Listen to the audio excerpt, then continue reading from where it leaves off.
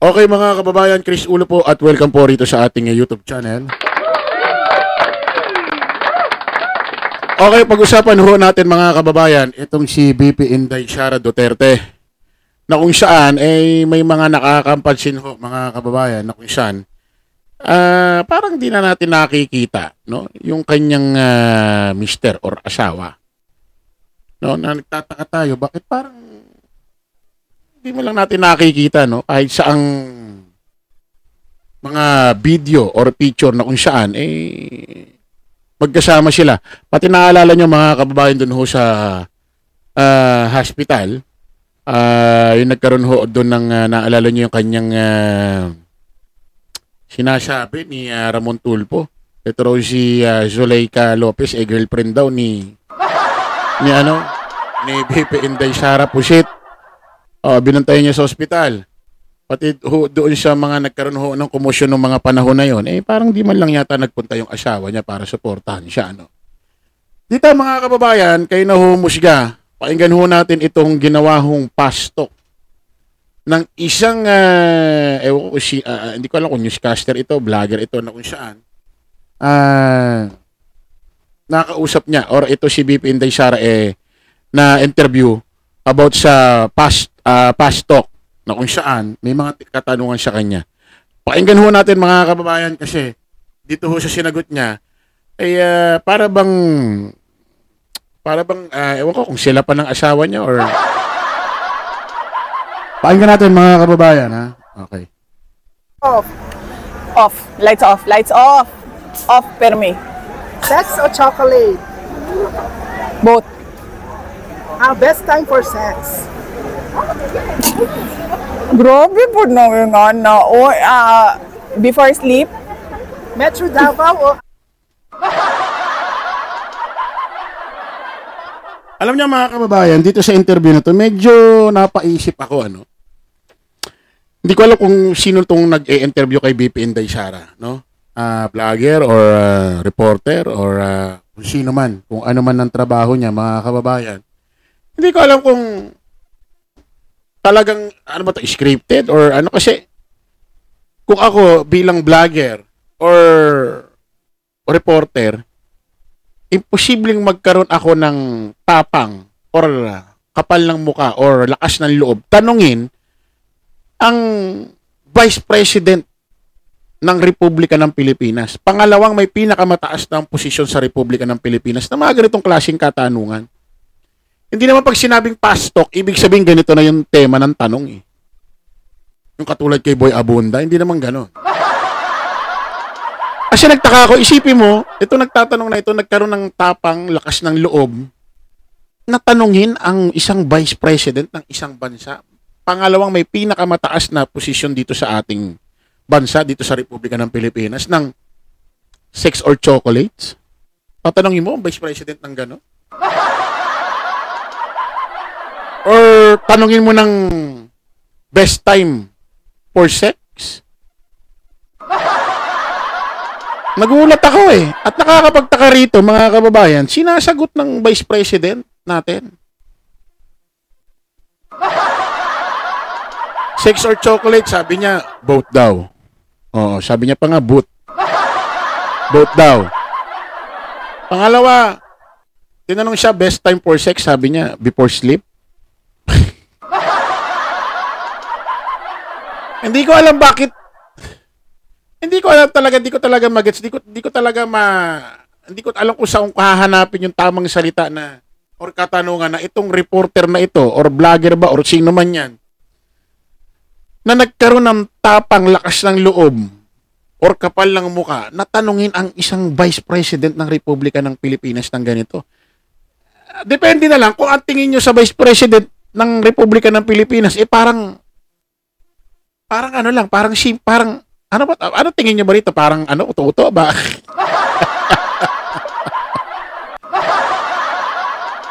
Parang uto-uto kasi kung talagang mataas ang tingin ninyo kay Vice President Inday Sara Duterte, hindi nyo tatanungin ng mga ganyan yan. Imposible. Or nakikita nyo ba sa kanya na parang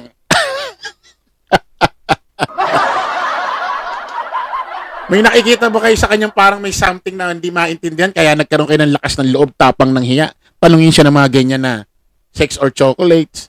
Time, tawag dito, time for, ano to? Yung sinabi na, ano ba ito? Pinakamaganda raw. Oo, Tagalogin na natin, nakalimutan ko yung English eh. Ano raw ang pinakamagandang time para makipagtalik? Oo. Sabi ni BP Inday Sara Duterte, before sleep daw. Naloko na. Oo, best time for sex pala. Magkakaroon ka ba ng tapang o lakas ng loob tanungin ng Vice President ng gano'n? Parang naano ako eh. Totoo lang. Tuloy natin. Metro Manila o Davao City? Davao City, of course. Most beautiful place in the Philippines? Mahirap yan na. Pwede 5. Opo, sige po. Okay, sige. Bicol Region. Central Visayas. Minsan na-aasaraw sa mga ganitong klaseng tanong, no? Yung tinanong na nga pinakamagandang place para sa'yo sa Pilipinas, sasabihin mo, pwedeng 5. Ano ba yan? Meron bang, pwede ba yung pinakamagandang place tapos 5? Ano? Siyempre dapat isa nga lang, kasi nga para sa'yo, ano ang pinakamagandang lugar sa Pilipinas? Pinakamaganda. Tapos sasabihin mo 5. Hindi na pinakamaganda yun kasi 5 na eh. Pag sinabing pinakamaganda, nangingibabaw. Dapat isa lang. Ganon dapat. Hindi pwede ito sa, Miss Universe, Tuloy natin. Buok Mindanao. Eastern Visayas. Western Visayas. Northern Luzon. Central Luzon. Calabarzon. Tapos, buong Pilipinas. Mahalin natin ang Pilipinas. True love or world peace?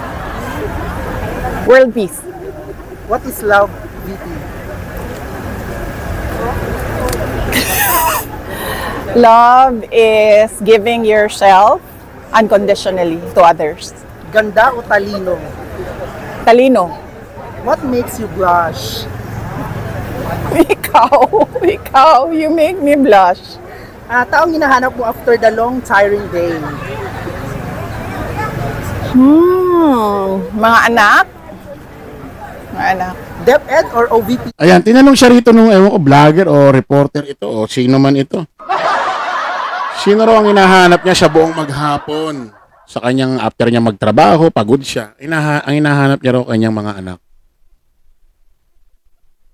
Parang, pwede naman sabihin pamilya, Kasi pag sinabing pamilya, kasama ng anak, kasama ng asawa, di ba? Bakit kaya anak na lang ang nasabi, Bakit kaya? Ayun lang naman napansin natin, Kasi marami talagang, alam niyo naman, syempre, public figure, medyo interesado rin sa love life. Di ba? Ba't kaya ba't di na sinabing family, Sinabi anak na lang. Oo. Ay, iwan natin kung sila pa. Kasi according dito kay Ramon Tulfo, mga kababayan, ito raw si Zulaika Lopez, yung kanyang executive secretary tayo. Parang ganun yata yung posisyon. Matagal niya na raw kasintahan sa Davao pa lang. Kaya siguro todo bantay ito si Pusit sa Veterans Memorial Hospital, Tapos yung kumakaakap sa kanya si Zulaika Lopez, huwag mo akong iwan.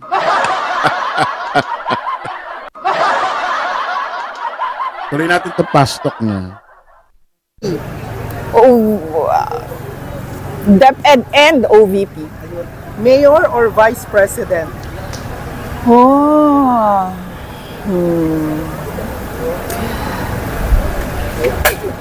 Mayor and Vice President. Pwede man duha.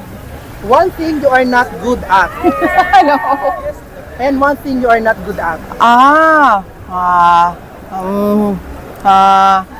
Computers. Sexiest man in the Philippines. Unsay sexy gani kanang gwapong lawas? Macho. Si PRD. No, tingnan mo katulad yan, tinanong siya, most sexiest man para sa kanya. PRRD daw. Pwede naman asawa niya, no? No?